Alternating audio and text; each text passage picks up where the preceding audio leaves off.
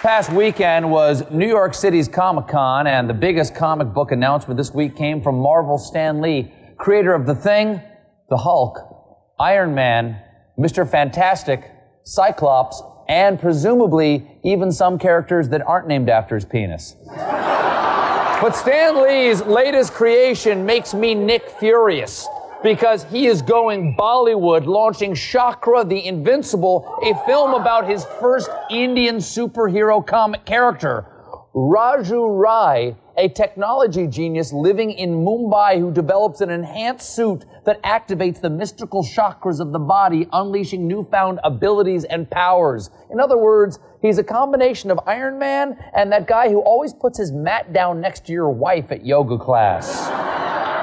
So I'm giving a wag of my finger to Stan Lee for outsourcing America's superheroes. Folks, I am having none of this. A superhero from India? We can't trust them. They already worship Dr. Octopus. Plus, his superpower is unlocking his human potential. That's not how you get superpowers. Heroes get their powers the American way. From government experiments, or capitalism, or radiation, or radiation, or radiation from space, you know, something plausible. Plus, chakras come from the Hindu religion. How come Hindus get a superhero and we Catholics don't? We should at least give Pope Francis adamantium claws.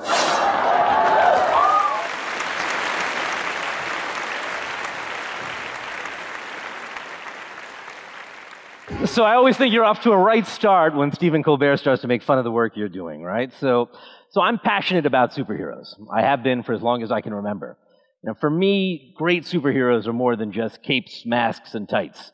They're the modern mythologies of our world, transcending race, religion, culture, speaking to us in the primal language of human imagination. I followed my passion for comics to start my first company back in the mid-90s, bringing characters like Marvel, Spider-Man, Batman, Superman here to India and translating them for the first time in local languages. And I found that despite the language, no matter what the language was, they captured that imagination. But I woke up one day and I saw while I was spending all my time bringing the best of the West to the East was going to the West. Characters like Pokemon, Yu-Gi-Oh!, Dragon Ball Z were becoming household names around the world. And countries like Korea, China, Japan were building multi-billion-dollar character entertainment industries. Yet where were we? Where was India? We were a country that had the largest youth population in the world, 600 million people under the age of 25, but the smallest piece of the global $100 billion plus character entertainment industry every year. You know, the other thing is that I'm a big student of superheroes, so I always saw that great superheroes were pretty much created at the time of great social change. So if you looked at the West, you know, they were dealing with this larger theme of man versus science. The great heroes we know were born in that atomic age, the Cold War, reflecting that fear that existed in the time. So characters like Spider-Man, Hulk, X-Men, Fantastic Four, Daredevil, all get their powers from radiation. In Japan, we saw great stories like Akira, Godzilla, and Princess Mononoke, reflecting this larger theme of man versus nature, where the Japanese felt a sense of imbalance with the environment as a result of the industrial age. So you had toxic monsters from the deep, angry forest spirits, post-apocalyptic wastelands. And so I started to, and we also saw, obviously, there was a social allegory as well, political allegories that came into comics. So the X-Men, again, were a reflection of the civil rights movement, where we dealt with a minority group that was struggling with the themes of separatism versus inclusion, themes Malcolm X and Martin Luther King were debating at that time of the civil rights movement itself. So I started to ask myself, you know, what's the story of our generation? And it was clear to me that no matter where you go, where you are, the story of our lifetime is the story of globalization. Never since Alexander the Great opened up the spice trade have we seen this much of an interexchange of ideas of East and West moving at blazing digital speed around the world. Today's kids don't just learn about history in textbooks. They have friends around the world on Facebook. And the generation that grew up watching Scooby-Doo is very different than the generation that grew up watching Pokemon. So if globalization is the story of our lifetime, then now more than ever, India needs to connect its stories to the world. So I went around the country, recruiting artists, writers, painters, poets, pulling them to a studio that we have in Bangalore with one defining mission: transform the perception of India from being an outsourcer to being the source. Let's create characters that speak to audiences from Boston to Beijing to Bangalore, but are uniquely Indian at their core. And that's our mission at Graphic India. That's the defining mission of my life. One of the first stories that we wanted to tackle was, of course, what I would claim to be the greatest story of human creation, the Mahabharata. You know, for me, the Mahabharata was Lord of the Rings plus Game of Thrones plus Avatar times a million. And, you know, I grew up on this version of the Mahabharata, which, you know, I loved as a kid. But I wanted to take a vision of the Mahabharata that made people's jaws drop around the world, that really showed it for that visual spectacle that it could be. This is our version of the Mahabharata, a series called 18 Days. I had the great honor of working on this with the creator of Batman, with one of the writers of Batman, Grant Morrison, and one of the most acclaimed Indian artists, Mukesh Singh. And I'm going to flip through some of these images from what we've been able to show. Now, I could never understand the West's fascination with the Greek myths when we're sitting with some of the greatest epics the world has ever seen. You know, long before James Cameron created Avatar, we were the first country with a blue-skinned guy with a bow and arrow. Now, having tackled myth, we wanted to set our sights now to the superhero genre, and I had the great honor of working with my hero and mentor, Stan Lee, on the creation of his first Indian superhero, Chakra the Invincible. And Chakra tells the story of a young boy living in Mumbai who creates a technology suit that activates the mystical chakras of the body. East meets West, science meets spirituality, the themes of globalization that we were discussing before. You know, we ended up launching Chakra very successfully on the Cartoon Network here in India, and then I was able to partner with Angry Birds to launch Chakra around the world through the Angry Birds app on their Toons TV platform. 40 million views around the world so far, and we got to see, and we get images like this all the time of this kid in the Midwest of America now dressing as an Indian superhero for his birthday party. For the thousands of Indian kids who've been dressing as Batman and Superman for all over the years, it's a nice switch that we like to see.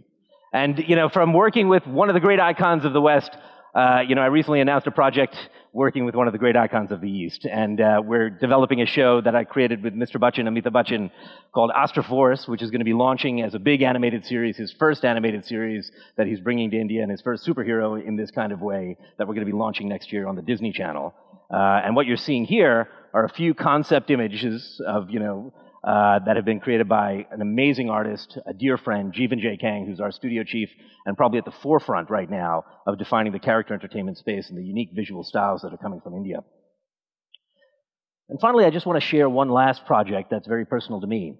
You know, I think if we look at one story that needs to change in this country, it's the story of how we treat women around this country. You know, and if we can inspire young girls all across the country to be and dream and hope to be something better, I think that's going to be something, a legacy we can all leave very happily behind. So, you know, what we're announcing is the Girl Power Project, where we're going to bring together girls all across the country to help us create the ultimate female superhero for the market.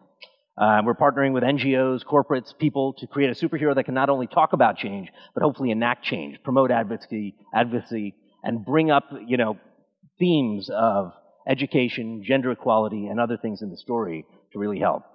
So I want to share with you a little video when we went around and asked girls to just dream of a superpower, the amazing purity and the amazing answers that we heard.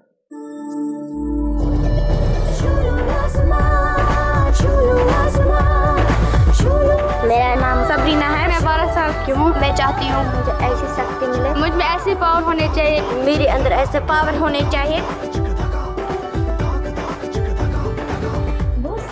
कि मधुमक्खी की तरह उड़ूं और बहुत सारा शहद इकट्ठा करो। Once I hug a tree, nobody can cut it down. जो भी सड़क पे सोने वाले लोग हैं, अपाहिज लोग हैं, जितने भी बच्चे हैं, जो लोग बीमार हो, जिनको हॉस्पिटल में इलाज नहीं मिलेगा, उनको मैं हाथ लगाऊं वो एकदम ठीक हो जाए। जो भी दुनिया में बच्चे नहीं पढ़ते हैं, मैं उनके लिए एक स्कूल बना। जो भी भूखे लोग हैं, उनको मैं खाना खिला सकूं। मैं ऐसे हाथ करूं तो झोंपड़ा टूट के और मकान बन जाए और मेरा नाम दुर्गा। जो भी मैं गार्बेज देखूँ वो गार्बेज गायब होना चाहिए। सूखे हुए पेड़ में उनके ऊपर ऐसे हाथ फैलाऊं, उनकी बाहर वापस आनी चाहिए। जिस बंजर खेत में जाऊँगा फसल ही फसल हो और मेरा नाम अन्नपूर्णा। जिन्हें वो फैसिलिटीज नहीं मिलती हैं, मैं उनकी दिल की बात जानूँ और उनके बहुत सारे सपने पूरे कर सकूँ।